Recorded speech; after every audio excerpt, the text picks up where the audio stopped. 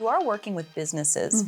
How often does spirituality end up becoming part of this like values, purpose kind of conversation that you have?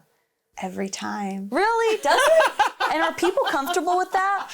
Well, it's how it's being said, right? Well, how do you bring it up? So I'm not going to say like, hey, Lauren, let's talk about spirituality with your company, right? But it's the way the conversation goes. So it's interesting because many people who I've gone into work in their companies, or they came to a workshop or a training or whatever, they have said, wow, I love how you weave spirituality into everything you do. And I'm like, you picked up on that? Yeah. Right? It's like I didn't even do that intentionally. Yeah. And like, I've had so many people reach out about the book. I was like, I love how much spirituality you wove into the book, but it wasn't a like section on spirituality, right? Yeah. It was a way of speaking that has the undertones of spirituality. Okay, so like what words are we talking about? What words have the undertones of spirituality that you feel like you're using? Helping purpose. So like you just said, think it's purpose. A spiritual term? Well-being. You think well-being spiritual? Yes, I absolutely do. Wow. Inner harmony. I think any time that you want to get to the ultimate, if you want to get to the ultimate level of success, spirituality must be involved.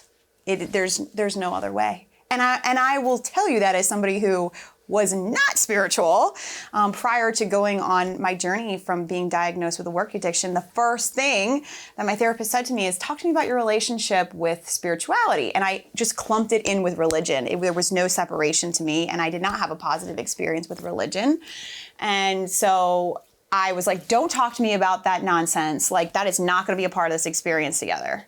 And she was like totally respectable, respected all that. And it was funny because years and years and years later, and I came back and I told her, I'm like, you would never believe who I am today, because spirituality is the greatest igniter for me in my purpose. And it's really, a lot of people think you're going to talk about something religious, but the way that I talk about it is like this greater purpose, this greater connection, the energy that exists everywhere we go, everything being connected to each other. Every time we make a choice, it impacts more than just us, and understanding that connection from a place of this bigger thing that's bigger than us. Okay. And I typically use the word universe versus like God or anything that feels maybe a little more on the religious side. But it has been really rewarding for people to recognize that, first of all, we're not in control. We think we are. Sometimes it feels like, well, I'm very in control right now, but anything could happen. This pandemic has been a huge eye-opener to that. We think that we have all this stuff that we can manage, but really there's a much bigger thing at play. Yeah. And when we can connect into that, right? And I'm going to start talking in my spiritual language. Please right? do. I'm interested. Manifesting, law of attraction, your vibration, the energy you're putting out there.